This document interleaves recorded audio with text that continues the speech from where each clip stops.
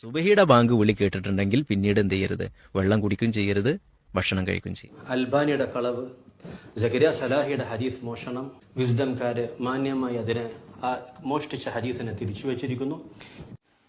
ചെറിയ സംശയം. മുമ്പ് നമ്മൾ ധരിച്ചു വെച്ചത് സുബഹി ബാങ്ക് കൂടുതൽ മുമ്പിലുള്ള ഭക്ഷണം കഴിക്കുക എന്നായിരുന്നു. പക്ഷെ ഇപ്പം നമ്മളെ ഒന്ന് രണ്ട് സംസാരത്തിൽ തന്നെ അത് വായിലുണ്ടെങ്കിൽ അത് തുപ്പിക്കളയണം എന്ന് പറഞ്ഞ ഒരു സംസാരം കേട്ടു. ഇത് എങ്ങനെയാണ് അതിൻ്റെ മുമ്പ് അതങ്ങനെ പറയാൻ കാരണം എന്താണ്? ഇപ്പോൾ എങ്ങനെയാണ് ചർച്ച വന്നത്? അത്താഴം കഴിച്ചാലും ഒരു 50 ആയത്തൊക്കെ ഓതുമ്പോഴേക്കാണ് സുബഹിയുടെ സമയം ആരംഭിക്കുക. അപ്പം അതാണ് അത്താഴത്തിലെ ഏറ്റവും ശ്രേഷ്ഠമായ സമയം. ഏറി വന്നാൽ സുബഹി ബാങ്ക് വരെ, അല്ലെങ്കിൽ സുബഹിയുടെ സമയമാകുന്നവരെ, ബാങ്ക് കൊടുത്താലും കൊടുത്തില്ലെങ്കിലും സുബഹിയുടെ സമയമാകുന്നത് വരെ ആണ് അത്താഴം കഴിക്കാൻ അനുവാദമുള്ളത്. അതോടുകൂടി നോമ്പിലേക്ക് പ്രവേശിച്ചു. പിന്നെ അവിടെ മുതൽ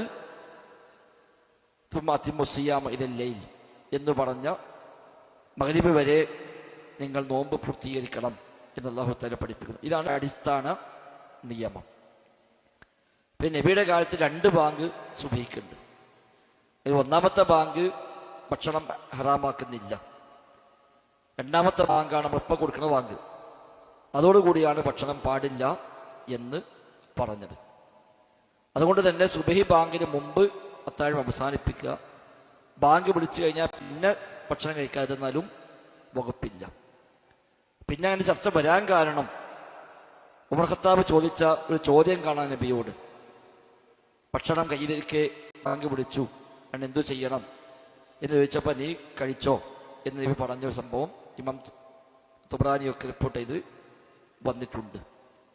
അതിൽ 2-3 വ്യാഖ്യാനങ്ങളുണ്ട്. ഒന്ന്, അത് ഏത് ബാങ്കാന്നുള്ള വിഷയമുണ്ട്. ഒന്നാമത്തെ ബാങ്കായിരിക്കും ഒരു പക്ഷെ ഉദ്ദേശിച്ചത്. അപ്പൊ ആ ബാങ്കോട് പ്രത്യേകിച്ച് നിയമമൊന്നും വരുന്നില്ല, എനിക്ക് കഴിക്കാം എന്ന മറുപടിയാകും നൽകിയിട്ടുണ്ടാവുക. കേട്ടോ, അതെന്താണത്? റസൂലുള്ളാഹി സ്വല്ലല്ലാഹു അലൈഹി വസല്ലം പറഞ്ഞു, നിങ്ങൾ ആരെങ്കിലും ബാങ്ക് കേട്ടാൽ വൽ ഇനാഉ അലാ യദിഹി, അത്താഴം കഴിക്കുന്ന പാത്രം, ഭക്ഷണപാത്രം അവന്റെ കയ്യിലുള്ളപ്പോൾ ഫലാ യദഉഹു, അവനത് താഴെ വെക്കേണ്ടതില്ല, ഹത്താ യഖ്ലിയ ഹാജതഹു മിൻഹു, അവൻ ആവശ്യത്തിനുള്ള അതിൽ നിന്ന് കഴിക്കുന്നത് വരെ. അപ്പൊ ബാങ്ക് കേട്ടാൽ അപ്പൊ തന്നെ തുപ്പിക്കളയെന്നോ വായിൽ കൈയിട്ട് ഛർദിക്കൊന്നും വേണ്ട, ആവശ്യമുള്ളത് കഴിച്ചിട്ട് നിർത്തിയാൽ മതി. ഒരു സ്പെഷ്യൽ കേസിൽ ഒരാളങ്ങനെ ഉറക്കത്തിൽപ്പെട്ടു പോയി, അത്താഴം ഒന്നും കഴിക്കാൻ സമയമൊന്നും കിട്ടിയില്ല, അങ്ങനെ അയാൾ ഭക്ഷണം എടുത്തപ്പോഴേക്കും ബാങ്ക് വിളിച്ചു എങ്കിൽ ഏറ്റവും അത്യാവശ്യം എന്തെങ്കിലും വേണമെങ്കിൽ ആ ബർക്കത്തിന് വേണ്ടി കഴിക്കാം എന്ന് ഒരു വ്യാഖ്യാനം അതിൽ നൽകപ്പെടുന്നു. അങ്ങനെ അയാൾ ഭക്ഷണം എടുത്തപ്പോഴേക്കും ബാങ്ക് വിളിച്ചു എങ്കിൽ ഏറ്റവും അത്യാവശ്യം എന്തെങ്കിലും വേണമെങ്കിൽ ആ ബർക്കത്തിന് വേണ്ടി കഴിക്കാം എന്ന് ഒരു വ്യാഖ്യാനം അതിൽ നൽകപ്പെടുന്നു. അപ്പൊ ഏറ്റവും സൂക്ഷ്മത ആ ബാങ്കിനും അല്പം കൂടി മുമ്പേ തന്നെ അത്താഴം അവസാനിപ്പിക്കുക. അതാണ് നബിയുടെ സാധാരണ പതിവ്. ഈ മസല ചർച്ച ചെയ്തപ്പോൾ ഒരു പക്ഷേ മുമ്പ് ചിലക്കൊക്കെ ഒരു എന്തെങ്കിലും സൂക്ഷ്മതക്കുറവ് വന്നിട്ടുണ്ടോ എന്നുള്ള വഴി നമുക്കറിയില്ല. അതുകൊണ്ടൊക്കെ ആയിരിക്കാം അങ്ങനെ ഒരു ചർച്ച വന്നത്. അല്ലാഹു അഅലം. സുബഹിയുടെ ബാങ്ക് വിളി കേട്ടിട്ടുണ്ടെങ്കിൽ പിന്നീട് എന്ത് ചെയ്യരുത്? വെള്ളം കുടിക്കും ചെയ്യരുത്, ഭക്ഷണം കഴിക്കും ചെയ്യരുത്. സുബഹിയുടെ ബാങ്ക് വിളി കേട്ടിട്ടുണ്ടെങ്കിൽ പിന്നീട് എന്ത് ചെയ്യരുത്? വെള്ളം കുടിക്കും ചെയ്യരുത്, ഭക്ഷണം കഴിക്കും ചെയ്യരുത്.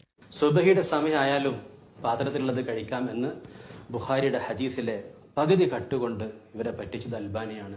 എന്താണെങ്കിലും അൽബാനിയുടെ കളവ്, സക്കരിയ സലാഹിയുടെ ഹദീസ് മോഷണം, വിസ്ഡംകാര് മാന്യമായി അതിനെ മോഷ്ടിച്ച ഹദീസിനെ തിരിച്ചു വെച്ചിരിക്കുന്നു.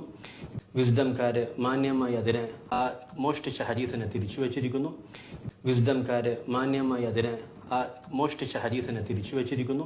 ഇപ്പൊ ഒരു പുതിയ വീഡിയോ ഇറക്കി, അതിൽ പറയാണ് വായിലുള്ളത് തുപ്പണം എന്നാണ്.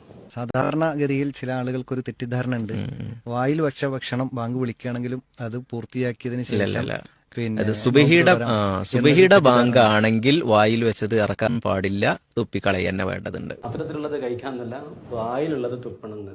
ഇങ്ങനെ ഓരോന്നോരോന്നായിട്ട് നിങ്ങൾ ഇസ്ലാമിന്റെ അധ്യാപനങ്ങളെ അംഗീകരിച്ച് സ്വീകരിച്ച് ദീനിലേക്ക് കടന്നു വരണം.